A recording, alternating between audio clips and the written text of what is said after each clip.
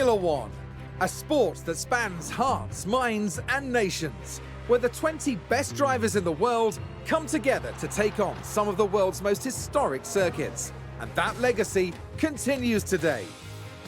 The 2021 championship was thrilling from start to finish, and 2022 is set to be even better. New regulations will usher in an age of pioneering changes. New driving talent alongside returning champions will be dueling it out to the bitter end.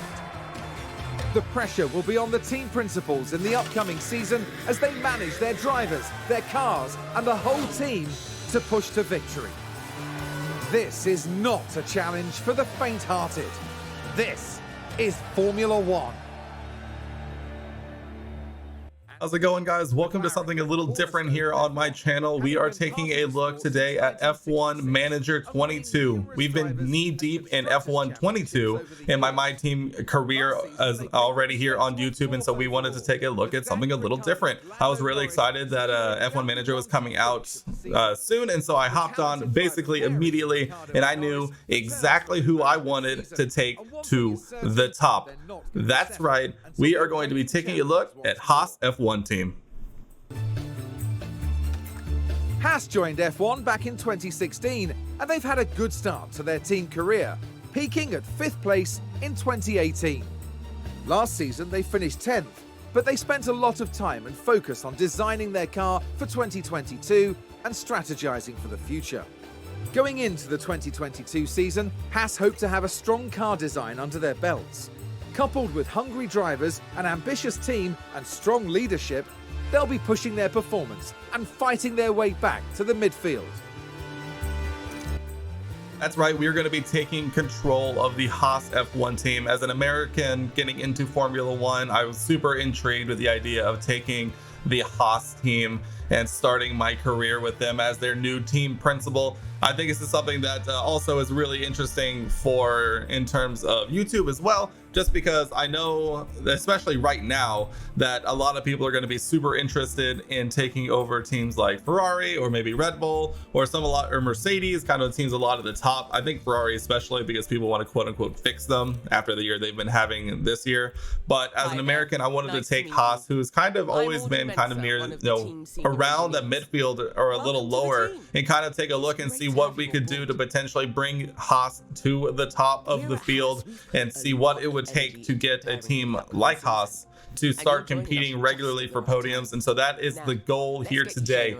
We are going to be tackling a very steep learning curve because obviously F1 Manager is quite a bit different than, you know, the F1 22 my team career. Obviously that is really very simplified, and realistically all you're really in control of over there are driving, I mean, setups to a certain degree, and potentially research, but that is also a very much a simplified version of research and development, just because, I mean, there you're just looking at different cards under different categories. But over here we have a lot more numbers and a lot more details, a lot more look of a deep dive into the financial side, as well as really just looking at it purely from more of a managerial side.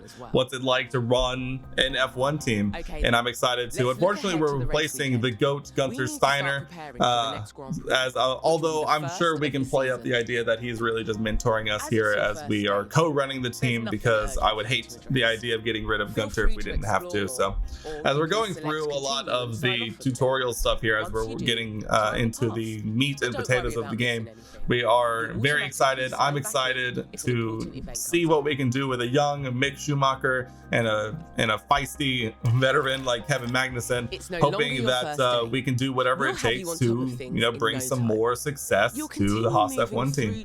As we're taking a look around this, this main screen, we can see that, you know, our main season objective is to finish 6th or above in the Constructors, and our long-term objective is to be podium contenders, and that's exactly what we're trying to do. I think finishing 6th this year is going to be a bit interesting, mainly just because I don't know what I'm doing, and we're going to have to spend a lot of time trying to figure it out. we're starting off with a very manageable request. I think the team was just looking for a little bit of a kickoff party, and we're very happy to oblige.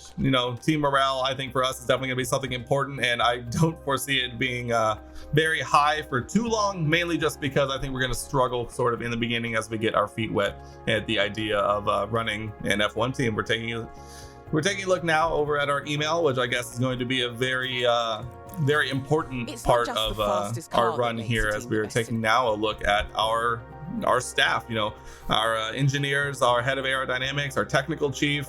Everyone seems to have a rating, and it's definitely something that we're going to have to keep an eye on.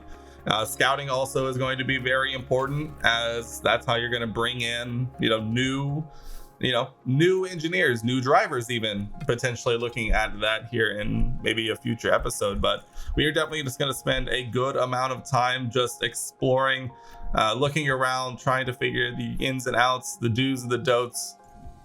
I think scouting is going to be one of the more interesting pieces of this, as we go ahead and get a standard scouting here done on Mario, trying to look and see if we can make an upgrade in a race engineering role for I believe that would replace Mick's race engineer. Try and improve the staff around us, trying to help young Mick as quickly as we can.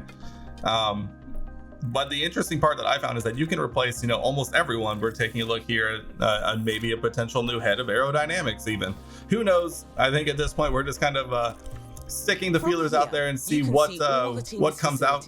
I think it's going to be very important to always try and stay on top of potential new members of staff. Now, as we're taking a look at facilities, even, I think this is something that's very interesting. Also, very similar over to F1 22 and how the facilities over there kind of work.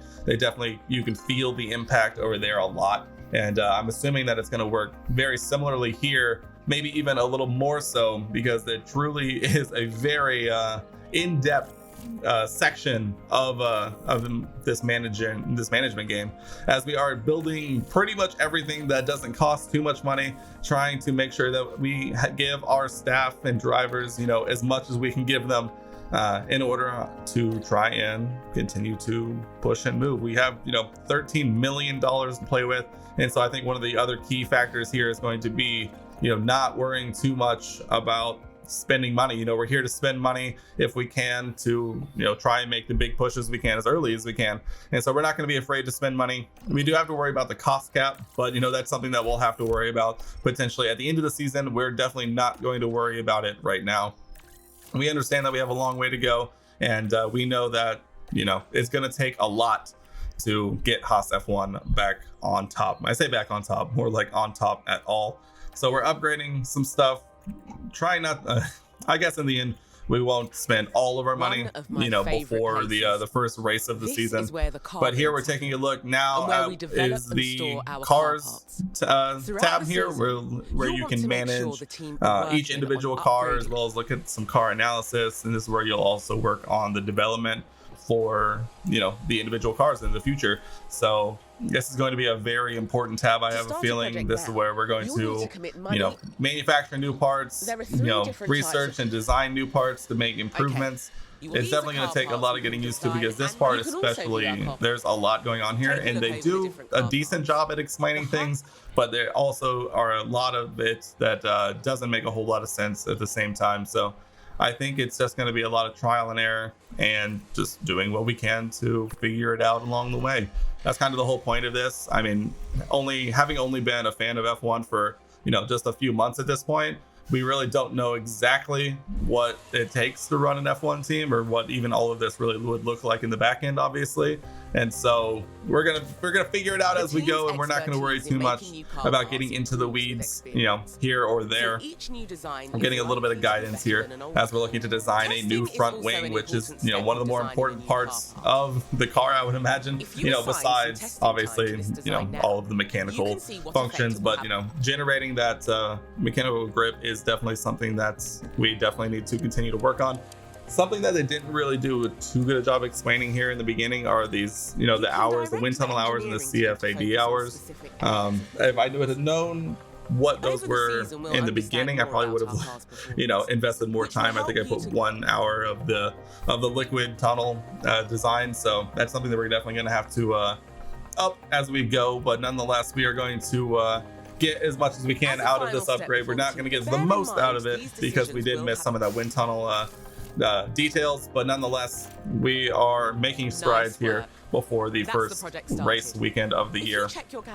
And thankfully also that the game gives you plenty of spare parts before the first race weekend, because oh boy would I have missed that severely, and we definitely don't need any chances to run low on parts before the first race weekend. But here we go, we're making our first strides here on our calendar as our helipad for our team headquarters completes. Very important. I think a lot of people would completely understand that. That is for sure the first thing that we need to get done, because team attractiveness, I think, is going to be something that plays a large role as we move forward in this this other alternate F1 universe. And so we'll definitely upgrade those as quickly as we can, as we're now looking at our performance targets for the first race weekend of the season. You can see that our sponsor incentive is to reach Q3. We will do our darndest, but that is going to be a tough task here.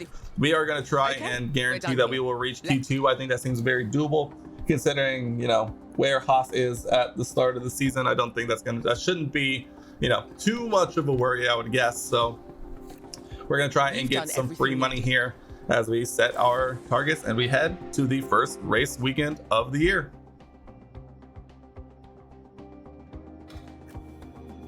Welcome to the archipelago of Formula One. Bahrain might have a small land footprint, but it's showing its big spirit right now in the grandstands. Either way, it's time for another fantastic weekend of Grand Prix racing. The Bahrain International Circuit is a challenging track, and the cars routinely have to brake from high gear to low to take the narrow turns. With the need for downhill braking, the risk of locking up is one drivers will need to manage. It's all about focus and balance to get victory here. We might still be early in the season, but that doesn't mean we can sit back and relax. Everything is up for grabs, and nothing is certain at this stage. So, without further ado, let's get started.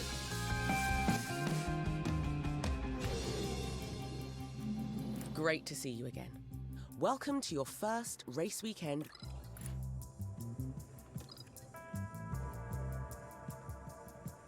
As we look forward here to practice one, I think the game is actually going to have us simulate through to qualifying here in Bahrain.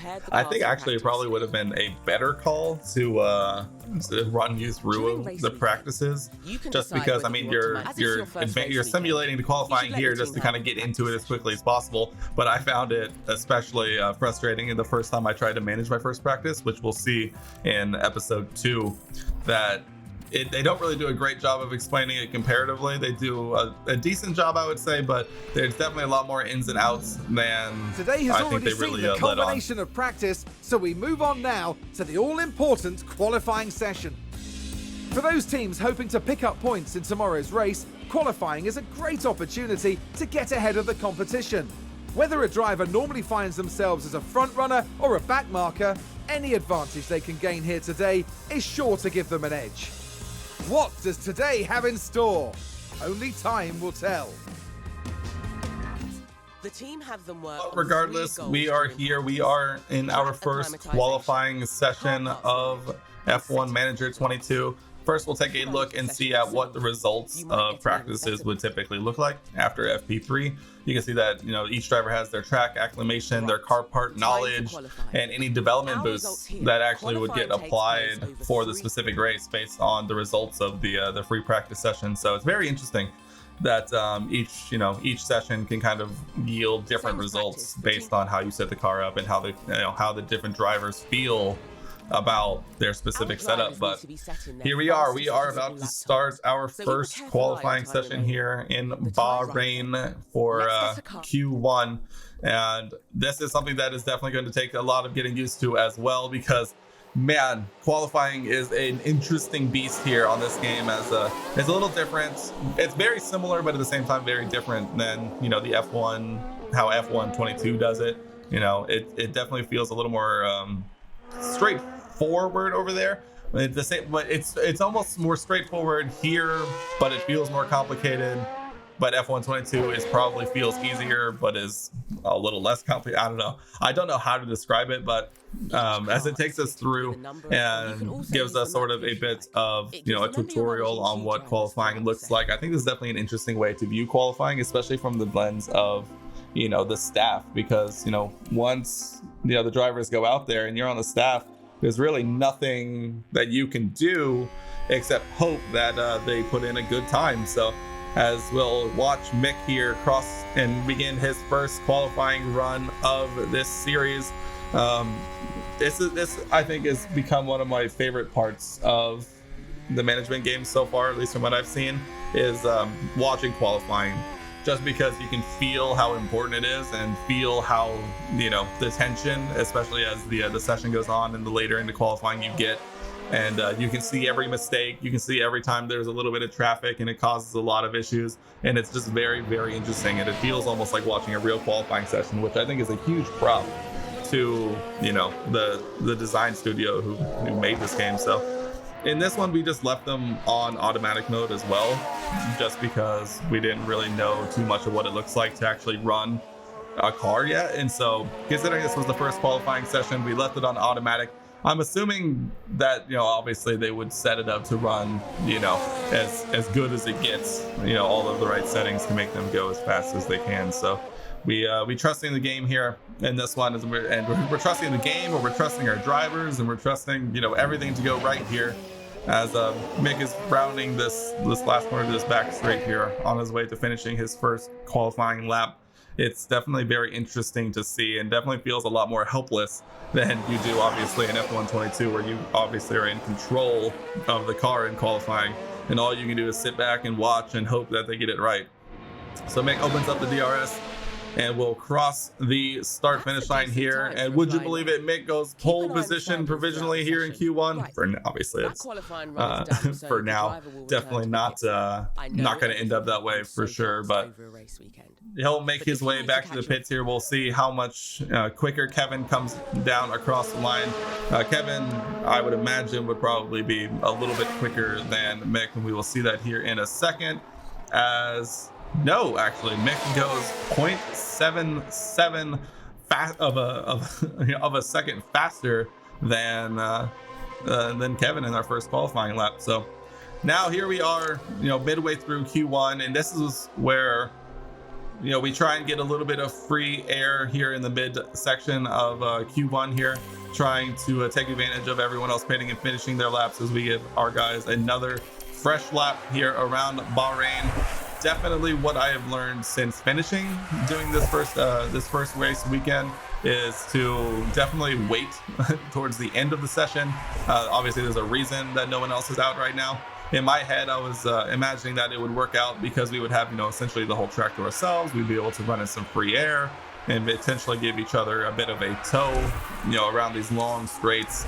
And so I think in my head it made sense, but after seeing the level of, you know, track evolution that this game has, especially towards the end of each qualifying session, it's definitely something I would much rather wait towards the end of the session from here on. I think that's something that we'll very quickly remedy, but here I think this ends up being really our only this will end up being our last qualifying lap, I believe. I can't remember if we get them out again, but it's definitely not the best situation, as, you know, they only have 3.5 minutes basically to get back to the pits, refuel, potentially change tires, and get back out and around.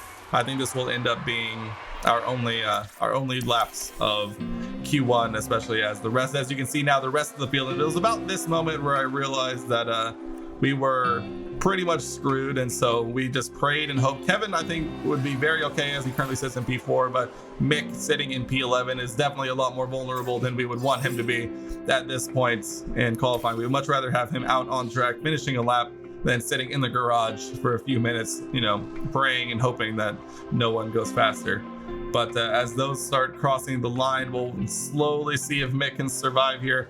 It's not looking too good as those who are finishing below start to go a little faster. It also didn't help that Verstappen looked like he had a terrible first lap and really pushed it there at the end. But with only a couple left, Mick sitting right on the line, it's really, and that'll do it as Gasly ends up moving up into P7. It'll push Mick out into P16 for our first qualifying session. Kevin makes it through into Q2, but unfortunately for Mick, that will do it for him in our first qualifying session. And this is one of the things that we were talking about, how, you know, those little mistakes and those little things that are going to take a little bit of knowledge and learning.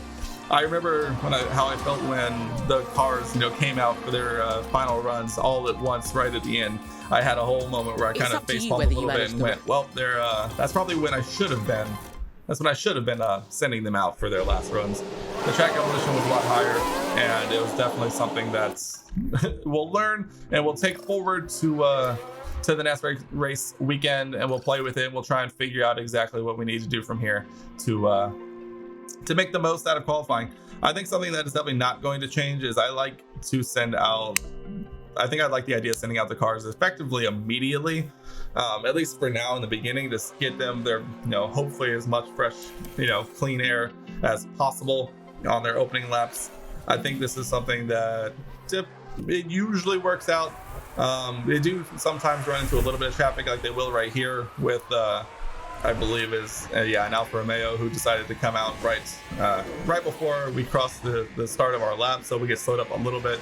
But we'll try and figure it out. We'll learn and we'll grow. Like I was saying in the beginning, this is like our first time playing a game like this. It was our first time with the ideas of, you know, the strategy of, you know, when to send out a car, when not to send out a car. So we'll live, we'll learn, we'll grow. And for now, we're just going to do our best to try and get Kevin into Q3 in this first race weekend of the year. So definitely looking forward to learning, continue to grow, and to continue playing this game, because I've had a lot of fun so far. I think I recorded my original plan was to stream this for my first impressions and then upload the episodes from there, but unfortunately I was sick a little bit the week that this came out, and so I ended up just kind of sitting down on my own off stream and recording the footage rather than waiting until I got on the stream, because I was just that interested to see what this game was like. So as we move forward here on Q2, Kevin currently sitting in P7. We end up sending him out. We'll actually catch a pretty good break here, as it seems the rest of the field is coming out all at once, and Kevin will come out right at the end of the pack, kind of where you would want him to be, you know, trying to finish off the train rather than be caught in the middle of it or potentially in the front. So I think the best case scenario is almost to run first or last.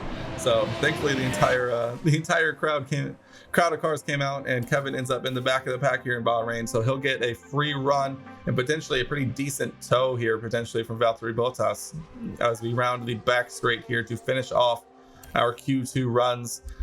And Kevin is going to do everything he can here to make it into Q3, which I think would be a huge boon for us as we are starting off our F1 career here, as Zhou Guanyu actually locks up in turn 3, so that's definitely not going to help him out very much, as he currently actually sits below us right now in P8, and that's definitely going to cause a little bit of a strife in the Alfa Romeo garage for sure. Locking up in this game definitely seems like a very, very negative thing, kind of almost worse than crashing out to a certain degree, because you just lose so much time, as you can see there, as Joe actually comes out behind us after locking up in turn 3. It's kind of a weird thing the car does, where it'll lock up and run wide, and then it'll kind of pull up to the side of the track and then just stop and wait for far too long than I think anyone in real life would. So it's a very frustrating thing. So I think Joe kind of is a little out of luck here as we round our last few corners before the end of Q2. And as of right now, we're just slowly watching that left side of the screen, the leaderboard, as the times come in to see who improves and who doesn't. We're kind of looking at potentially needing to make a pretty decent improvement here as we get pushed into the bottom 5 as we come home to finish watching along. Thankfully, everyone who's here is below us, we get up. Unfortunately, we finished P11, just, 17 hundredths of a second away from Esteban Ocon in P10, and so we are knocked out in Q2 in P11, but nonetheless, definitely a solid result for us. A little disappointing we couldn't make our way into Q3, but nonetheless, we are going to do our best to make the most of it. Final touches here on the grid ahead of today's race. Haas proved quite resourceful during qualifying.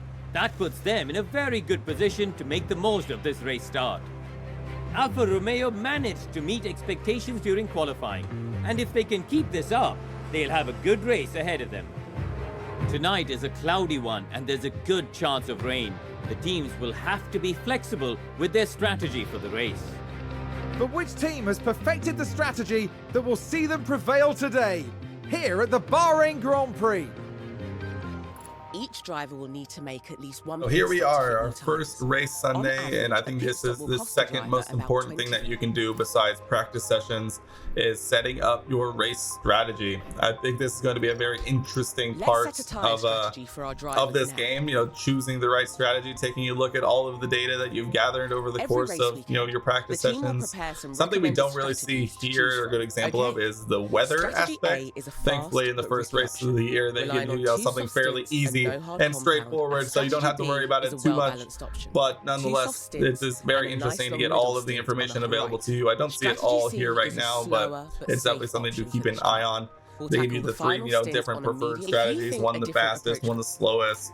It's interesting the amount of two-stop strategies that you'll see here as compared to F1 22, and where you'll see primarily one-stop strategies almost exclusively. Here it seems like the two-stop strategies are definitely going to be more prevalent, and the one-stop strategies are definitely going to be more risky than anything, just because based on how the tire wear seems to work on this game as compared to F1 22.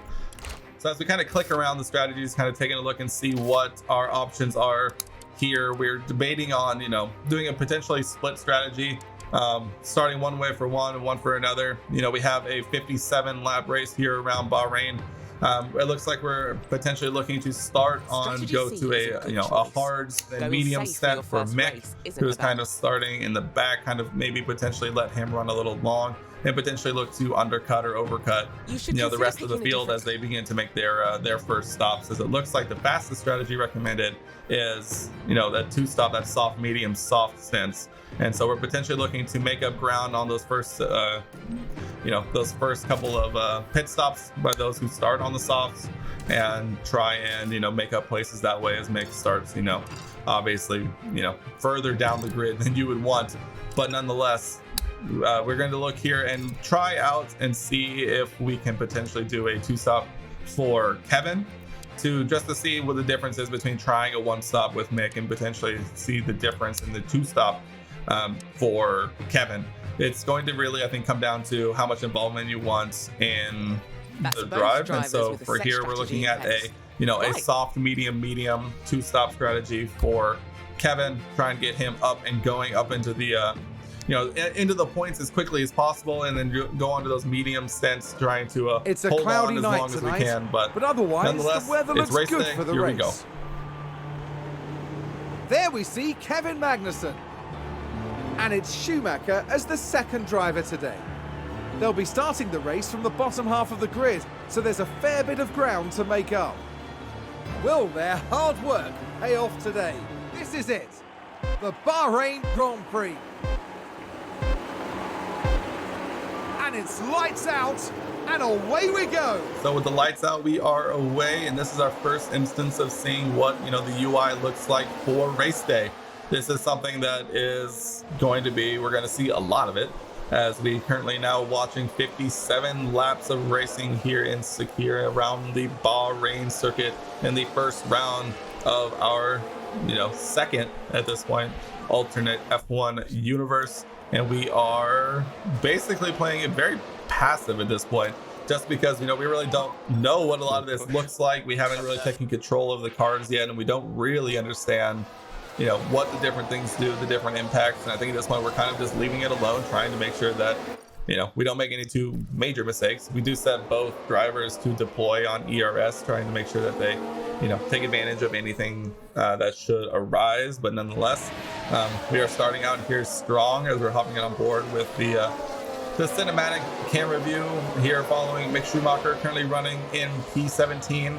And yeah, this is going to be a fun one. Kevin's still currently running in P11. We'll bump them down into neutral as the yellow flag comes out in sector 2. It'll be interesting to see how flags get implemented here. And here's our first instance of seeing someone spin as they get a little too trigger happy. That's a big spin for the Red Bull, especially on those soft tires. I was really interested to see what spinning or like locking up would really do for tire wear, because I know in real life it can really kind of almost like destroy a set of softs, and so it's very interesting to see how it'll impact the cars here. Hopefully we don't find out from our drivers, but we would love to find out from other drivers. At this point, we haven't really played around with the other UI options here and the other information available to us in terms of the rest of the field. So if I would have known, I would have loved to have seen, gone and seen what the tire wear was for Max Verstappen at that point, because I know they give you the option to see it over on the left side instead of like where the interval is. You can see what tires everyone's on, their tire wear, and so I was very interested to kind of see what that was, but I ended up not making the discovery of that screen for a while, so it was a little bit unfortunate. As unfortunately, we find ourselves finding out very quickly as Mick locks up and runs extremely wide. And here's what I'm talking about. They park up on the side of the circuit and just sit there for way too long, like way longer than anyone would. And so it's a bit frustrating to say the least, as Mick now finds himself running in last behind the Red Bull of Max Verstappen. So we're going to put him on deploy and try and see if he can, follow around the Red Bull and see if he can get a bit of a tow on the rest of the field. But that's a bit disappointing, as you're 2 laps into your first race of the season, and Mick Schumacher decides he wants to spin more than anything. So looking at the tire wear here now, it's really hard to tell, especially on the hard tires, because the hard tires are so durable regardless. And so only down to 95% here. It probably did affect it by a percentage or two, which I guess in the grand scheme of things, especially on the hard tires, is probably more interesting than not. I think it's definitely something. It definitely compromises a bit of what we're looking to do with making that one-stop strategy, and see if we can make that work, just because those last couple of percentage points could make the difference, especially towards the end of the hard tire stint. So it's something to watch here as we continue to move forward, finding ourselves on lap 3, now hopping on board with Kevin Magnussen, who at this point has worked his way up into P10 past the Alfa Romeo of Zhou Guan Yu, and now finds himself running in the points here around Bahrain. Obviously it's a little early to declare it over and reclaim that one championship point. But nonetheless, it's nice to see Kevin make that move, get up into the podium, not the podium places, that would be nice, but up into the points, as he actually makes another move on Esteban Ocon and moves up into 9th place. A very, very good move there from Kevin, getting DRS, trying to pull away even further from the Alpine and solidifying that position. Will move him down into a neutral ERS deployment to save that as much as we can. But it's a pretty decent start at this point. We got Kevin up into P9. Obviously, if we ignore Mick as we take a peek in and see how he's doing, we see actually have caught up to the back of the pack. Not that necessarily that's the most impressive thing in the world, but we'll move him up into a little bit more of an aggressive state. But I think at this point we are pretty committed to sticking with Kevin Magnussen for the most part, as we see here the move that Mick makes to pass both of the Williams cars, thankfully not getting held up too much, and getting the DRS to help solidify and move away from that position. So huge bonus to Mick there, as he's doing his best at this point to make up for a bad situation and trying to make his way back up through the field as best he can. This one-stop strategy could be the make or break for him. Not necessarily that we're expecting points, but at the same time, it'd be interesting to see just how strong a one-stop strategy is on this game, starting from last. Just a little bit more of an unintentional challenge than we initially planned for. But nonetheless, it'll be interesting to see. Watching the AI drive in this game is also hilarious, because I think if you kind of think about the rules of F1 in real life, about weaving and straights and things, it definitely feels a lot more like they break those rules more than they should, with how they kind of move from side to side and defending and trying to make moves to go around. So it is a little interesting to watch. But we're 6 laps in here, and we're running into a pretty decent groove here, with Kevin kind of carving out a bit of space in the top 10, currently sitting in P8 as we hop onto a replay here of Mick kind of making his way past the Aston Martin. Definitely something we enjoy seeing, Mick being a little aggressive, trying to, make things happen instead of sitting behind. So getting by Lance Stroll there in the Aston Martin, and now he has the other Aston Martin just up the road, about a second and a half up the road, and Sebastian Vettel. So we'll see what Mick can do here in a lap or 2 or 3, as long as it takes him to catch up, as we see another yellow flag here come out in sector 3, as it looks like it got someone else locked up and runs a bit wide, and as Kevin actually makes up into P7. As we see that Latifi locks up, they're behind us, we're not too worried about that, so we elect to ignore that replay. I think that's something that's going to be pretty interesting, is deciding which replays to watch. I definitely find some of them very, very interesting, but probably don't need to worry too much about things that are going on behind us unless they're big crashes or big shunts. So we'll pick and choose which ones to watch, and we'll get better at it as we go. But as we finally decide to move forward time here, we're finding ourselves in a bit of a groove. It looks like Kevin is kind of finding himself in a bit of a DRS train with the AlphaTauri of Pierre Gasly and the Alpine of Fernando Alonso, with Zhou Guanyu also not that far behind. So he currently runs in P7, so we'll see if we can make up or lose any positions there, as he has a bit of a look outside. The AlphaTauri getting DRS here will definitely be a huge move, as he actually makes the move and gets up into P6. But I think with that that 3-second gap ahead to the Alfa Romeo of Valtteri Bottas, I think this will not be the last position change we see out of this small group, as I'm sure they will just trade back and forth as we enter DRS zone to DRS zone. So this is something that we're not too worried about. Obviously, we are we're pretty happy to continue running in this little pack. As you actually look there in P10, Daniel Ricciardo has about a 6-second gap, or P10 has about a 6-second gap until they reach our group. So if we want to trade it back and forth, I am fine by me. It's fine by me at this point. I'm not too worried about it. I think the thing that's going to hurt us the most is losing time to Valtteri Bottas ahead. As you saw before this, that he actually has about a 12-second gap ahead at this point. And so I think we are pretty solidified in the top 10 at this point, as we are keeping an eye on the tire situation. At this point, we haven't really played too much with tire aggression. I think we haven't really discovered that at this point, but we do see that Kevin's tires are really starting to fall off a bit, as he currently has about 38% tire wear remaining. And so we're definitely going to have to keep an eye on what it will look like to make that pit stop for the first time. But nonetheless, we are just continuing on here as we move to lap 15.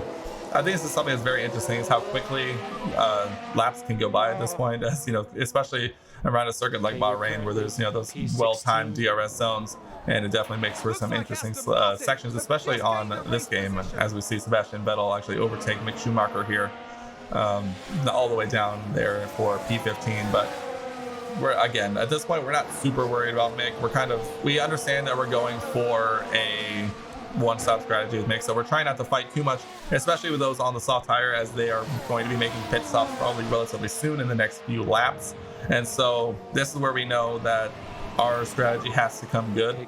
Unfortunately, with Mick's mistake in the beginning and going all the way down into P20, we kind of don't get to see the full fruition of these decisions now, as it looks like the first round of pit stops are coming through, as Pierre Gasly, Fernando Alonso, and Zhou Guanyu come home to pit for the first time here in this race, getting off of those soft tires. Probably a decent idea, as we currently sit in 35%, and definitely going to be thinking about pitting soon as we enter our pit window, and kind of getting an idea of what that looks like for the first time, trying to figure out the best time to pit.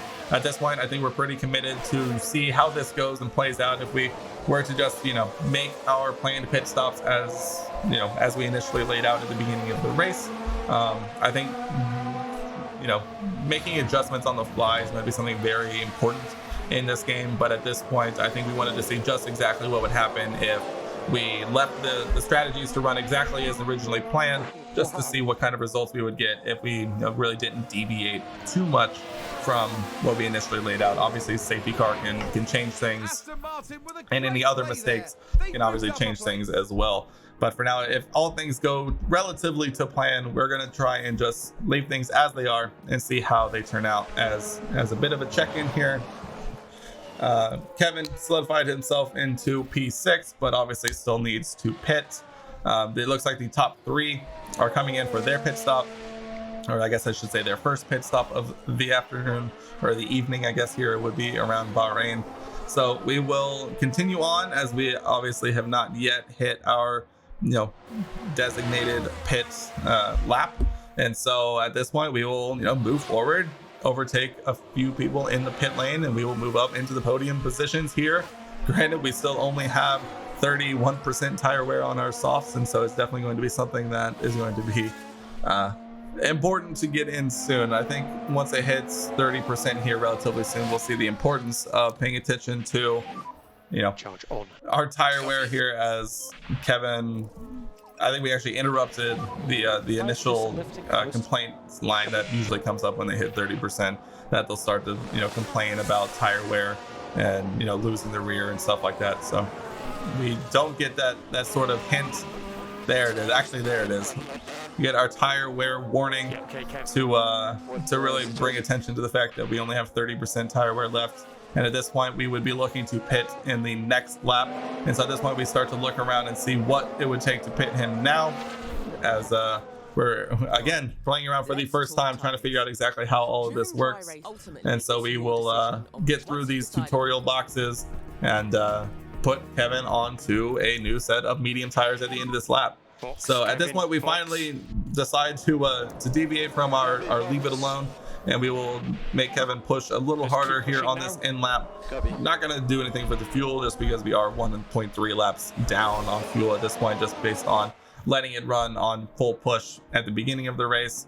And now we'll just kind of take a look at the overview of the entire race, as we can see that Lewis Hamilton has a 14-second gap to P2 of Valtteri Bottas there, as almost the entire opening straight to himself. But we will come in and pit with Kevin Magnussen here, take a look and see what this looks like for the first time, as we'll take a peek at Mick Schumacher here as we're waiting for Kevin through the pit lane.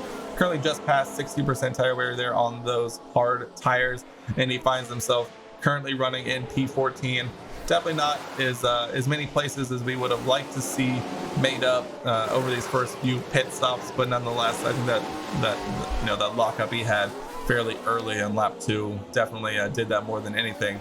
But I think he definitely would have been in a very decent position at this point to make up a few positions and potentially look at running potentially almost in the top 10, I would imagine, if he didn't make that mistake and could have taken advantage of not falling so far off the pack. But Kevin finishes his first pit stop, comes out in P10, which was nice to see that he still finds himself in the points, and will have much better tires than a lot of those around him. At least that was the idea. But now at this point, it's going to be very important to really push these tires, because with the two-stop strategy that we're going for, the medium, we can really afford to push a lot harder on the tires, rather than doing the fastest, quote-unquote fastest suggested strategy of the soft, medium, soft. So we should be pushing Kevin a lot harder on these tires, knowing that these are going to last a long time, especially on those push settings. But we don't really discover that at this point, so I think we will ultimately just resign ourselves to letting Kevin take care of Kevin, and hoping to make up for it on the back end. As we look here now on lap 30, we can see Mick moved up onto the aggressive setting for tires, because he now comes down to 30% tire wear.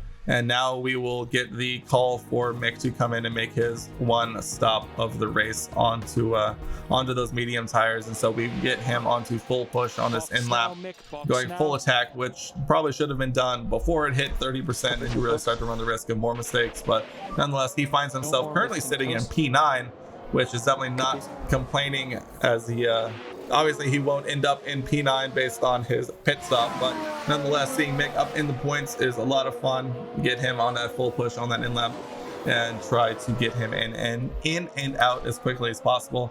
Taking a look over at Kevin Magnussen, he finds himself with 65% wear left on those medium tires, currently running in P7 and following the Alpine of Fernando Alonso, who's currently running in P6. And then there's about a 5-second gap ahead of him to basically the front half of the field, or maybe not even the front half of the field, as Valtteri Bottas is 17 seconds behind the Mercedes of Lewis Hamilton. So we find ourselves in a bit of a bubble here on the back end of the top 10. So we'll find ourselves in a bit of a battle here with both Mick as well as Kevin to try and make up as many places as we can. Although we know Mick will fall out after he makes his pit stop here. So it'll be an interesting time. Obviously, we'll have one more pit stop from the rest of the field, and hoping that Mick will be around and at least in a position to try and take advantage of that as much as we can as we run his ERS out on this backstretch. As he's trying to make a move around the Alfa Romeo of Zhou Guan Yu, but nonetheless, he'll have to back out, hold up the Red Bull behind just a little bit before he'll make his dive into the pits, and Mick Schumacher will make his first pit stop of this F1 season. And hoping it is a decent one. I found that pit stop times seem to be a little longer than you might see in real life, so it's definitely something to keep in mind. I have been, making the calculations based on what it might look like in real life, and it's definitely going a little longer than initially anticipated there. As you can see, that stop time of 3.6 seconds, when it feels like in real life anything above 3 or too far above 3 definitely feels very, very slow. But nonetheless, Mick is on to his last tire stint. We are definitely at this point just kind of a set it and forget it with him, just because we don't want to push the tires too much, as we are already risking, running those tires down too far with the current strategy. And this is kind of what we wanted to see, right? We wanted to see if a one-stop strategy can make up that many places in the grand scheme of things. And so at this point, we're not going to have Mick push the tires too hard. We're going to let him kind of go at his own pace and just kind of see what happens, as we're watching what looks to be Aston Martin. Yes, an Aston Martin lock up and run very, very wide, and make those kind of mistakes that we're trying to avoid if at all possible. As we jump back on board with Kevin here, he's kind of going in a back and forth battle with Fernando Alonso here. Like I was saying, they are in a bubble basically almost all their own, with a 4.5 second gap up in front of Alonso to Valtteri Bottas, and about, I think it was a 5 or 6 second gap behind to the Red Bull of Max Verstappen. While granted, that one probably won't be around for too much longer, as Max Verstappen in this game is very, very quick, as he is in real life. And so at this point, though, we will just see Kevin and Fernando kind of trade places on the different DRS zones. We're not worrying too much about him. We're kind of just letting them get along with each other and kind of drag each other forward with DRS. We kind of are taking a bit more of a vested interest in Mick Schumacher's race, though, at this point, just because now that he's made his pit stop, we are very much interested to see what it looks like for him. Although he does have, a 13-second gap ahead to the McLaren of Daniel Ricciardo to make up. So there's not a whole lot we could really do with him too much. So as much as we want to get involved, we can't get too involved, because there's not really a whole lot for us to do, unfortunately. Like I was saying with the tire wear, we're basically letting him go to the end without really pushing too hard. We don't want to run those tires down too much that we potentially start losing time at the end of the race. But we definitely don't want to make another pit stop with him, or else that would basically end his race before we hit the checkered flag. As we watch once again, Kevin and Fernando essentially just trading places along the 2 DRS zones here around Bahrain. And we've kind of hit, the nearing the midpoint. And actually, we're past the statistical midpoint of the race, but we are currently within the midpoint of the race, the midsection, trying to manage things as best we can. And one thing I found, and I'm continuing to find the most interesting, is the ERS management. I feel like the one thing that you'll need to manage the most on this game is the ERS, because if you leave it on neutral, they'll use it when they feel like they need to use it, but it also doesn't, it doesn't recuperate as much as you want it to. And so it can kind of slowly wear itself down, especially in a track like Bahrain, where there are a lot of long straights to potentially try and make up some ground. So I think ERS was definitely something to monitor a lot more. But at this point, we are on board with Kevin Magnussen. We see Lewis Hamilton and Valtteri Bottas pitting ahead of us, and we decide now is the time to pit for the final time with Kevin Magnussen.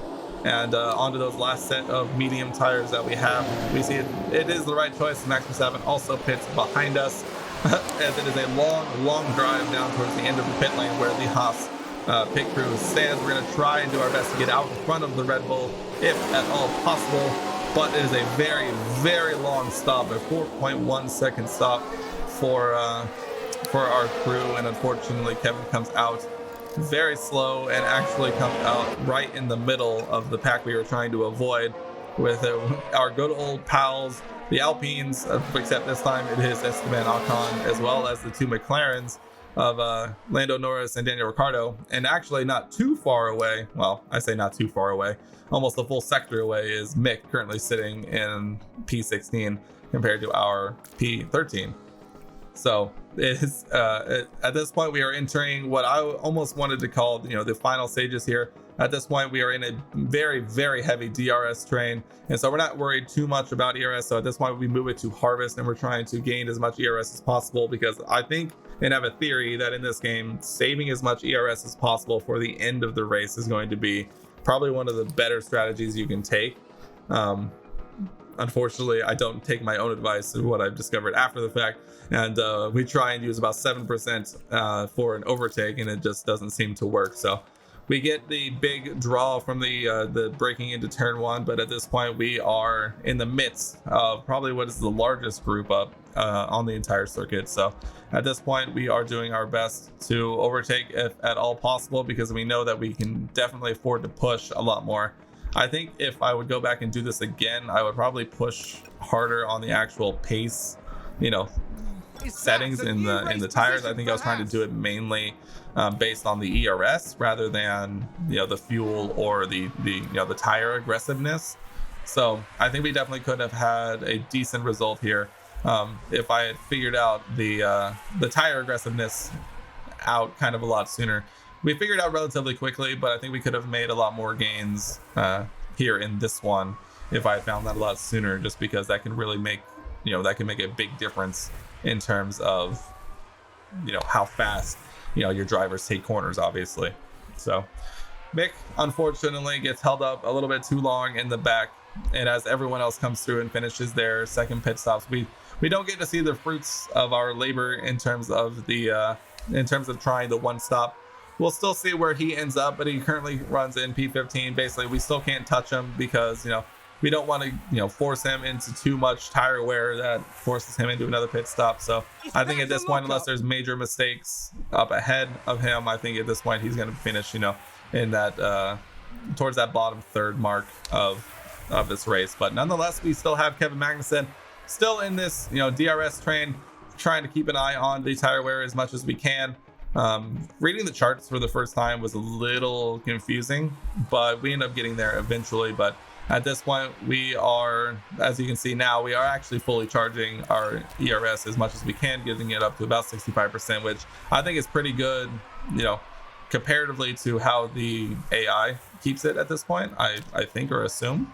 And so this is kind of where I started to think about having ERS for the end of the race, as we are nearing ever so closer to that 10 laps remaining mark, and we're really trying to make a push here towards the end. We'll put Mick on the deploy ERS setting to try and get him to close up the gap as much as possible, especially with the two pit stops ahead, trying to take advantage of those. And I think this is where we'll see the benefits of that one stop. And so Mick actually makes up a couple of positions here thanks to the pit stop of the Alpha Tauri and the McLaren. And so now Mick finds himself in P13. I don't think he'll have enough laps left to really make a big push here as we go forward to lap 51. We can see Mick actually is up into P12, but with a 10-second gap ahead, I don't think he'll be lapping quick enough with 45% tire wear left on a very used set of medium tires to really make a big push there. But Mick made it up quite a few places here at this point. All he has to do at this point is hold off the McLaren of Lando Norris, and he'll come home with a very respectable P12. Kevin Magnussen, on the other hand, has really solidified himself into the top 10 here. He's currently battling with George Russell in the Mercedes for what would be P7 and 8. Kevin, obviously, as you can see there, has an 11-second gap ahead to the next car. So at this point, we are battling the Mercedes for P7 and 8, trying to do everything we can to hold off the charge of the Mercedes. And this has been a lot of fun. I think this has felt a lot like watching an F1 race. And I think since then, I think I understand why people find this game kind of really addicting, and definitely why I find it just as addicting. Is it definitely feels like you're watching a race with a little bit more input. And as many times as you want to yell at your TV or your computer when you're watching races to do something differently, that's something you can actually kind of do here, and it'll actually influence the race more than watching the in real life version of Formula One. So as you can see, we've moved Kevin to the aggressive pace here as we find ourselves in the midst of a heated battle with George Russell, trying to hold him off as best we can. We have a lot of tire wear at this point to play with. This is something that we really liked about the idea of the two-stop, is that second medium stint is definitely going to allow us to kind of push a lot harder than doing a final soft stint that I think a lot of the AI went for. So we are able to put him on the aggressive tire pace, and I think we even could have gotten away with putting him on the ultra attack, the attack version, just because we saved so much of that tires. We'll move Mick up to at this point. We know Mick probably isn't making the top 10, obviously, with that 12-second gap and only 3 laps remaining. But we wanted to see exactly what he could do, giving him some free air and trying to push as much as he can as we actually move Kevin up into the attack position, giving him free reign at this point with only 4 laps remaining at this point, and 60% tire wear. Definitely is where you want to be. And you can see here that the gap to George Russell at this point, I think, is growing steadily, and we are only more and more securing P7 here with K-Mag. And this is definitely our strategy is coming to fruition for sure at this point, as we'll move Mick up also into the ultra attack. At this point, the one stop definitely did not seem to fit the billing that we kind of wanted it to have. I think the big downside of the one stop strategy, that all the benefit I think you gain from not having to pit twice, you kind of lose by having kind of some extreme tire wear by the end of the race. And so as you can see here, Mick hits 30% and Lando actually ends up overtaking him on lap 56. And so there's not a whole lot that he can really do at this point, especially now that he's under that 30% and it really starts to fall off very, very quickly. And he'll give it a go back and overtake Lando again, but with only a couple of laps remaining and finding himself deep in the pack there of Lando Norris, Esteban Ocon, and Daniel Ricciardo. We're definitely seeing the downsides of the one stop with only 29% tire wear and very low ERS. We definitely are seeing Mick just kind of being more of a sitting duck than he probably would have wanted. Thankfully, the McLarens and the Alpine do start fighting behind, and so Mick gets a little bit of clean air here. Unfortunately, not able to get through that 1 second gap to keep the DRS train from being in full effect. But nonetheless, as Carlos Sainz actually comes home to begin the final lap of the race here, we are kind of starting to celebrate a little bit. K-Mag has himself a nice, very nice cushion there in P7. Looks like he'll be finishing there. We can see that George Russell actually fell off to Fernando Alonso, who we battled a lot there in the beginning. So K-Mag will come home in P7. It looks like Mick is still battling the McLaren. We'll send him on full attack here as everyone will begin to come home to finish this first race of the season. And we'll see if Mick wants it bad enough to finish, as high as he can, but with 20% tire wear left on those mediums, the McLaren's made easy work of him. And thankfully, there's that 3 second gap to the AlphaTauri Yuki Tsunoda behind. But we definitely learned a lesson here that the one stop may be a little overpowered in F1 22, but in F1 Manager 22, maybe not so much. But regardless, Kevin Magnussen comes home, finishes P7 in our first race of the season. A fantastic result for Haas, and an absolutely wonderful way to start off the season, getting 6 points for the team as Mick Schumacher will make his way down the back straight, and we will try and deploy every little bit of ERS we can get, making one final push. But it won't be enough, as that tire wear really just came back to bite us in the end.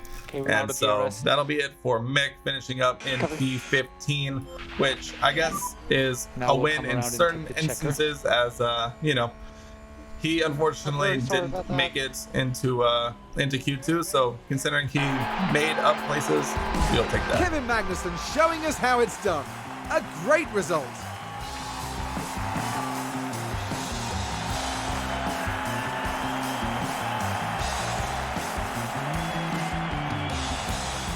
This is a good result for Haas, more than enough to satisfy the whole team. Yeah, this was a really clever bit of strategy, and it's great to see that pay off. I can't wait to find out what they show us next time. The end this weekend in 5th place in the Constructor standings. The teams now look ahead to the next round, where they'll duel it out in the sand dunes of Saudi Arabia. There it is, our first race result of our managerial regime here at Haas. Kevin Magnussen comes home to finish P7, making up 4 positions on the day. Mick actually ends up finishing up 1 position there, so a very, very successful day for us. As we'll take a look at the driver standings, Carlos Sainz comes home to win the Bahrain Grand Prix, which is very fun for him. And we currently start in P5 in the Constructors Championship, which is absolutely big for us. We'll move forward and take a look at the experience gain. This is going to be something very interesting to see. And we actually find out about our reserve driver kind of for the first time on the screen, which is very interesting. We'll come home with a cool $3 million more in the bank, which is going to be very useful. But from here, that will do it for us here in this first episode, as our race simulator comes home to finish up development. Is going to be huge for us as we continue to move forward. Very, very fun. This game is very exciting and very fun, and I can't wait to continue on. But for now, I'll see you guys in the next one.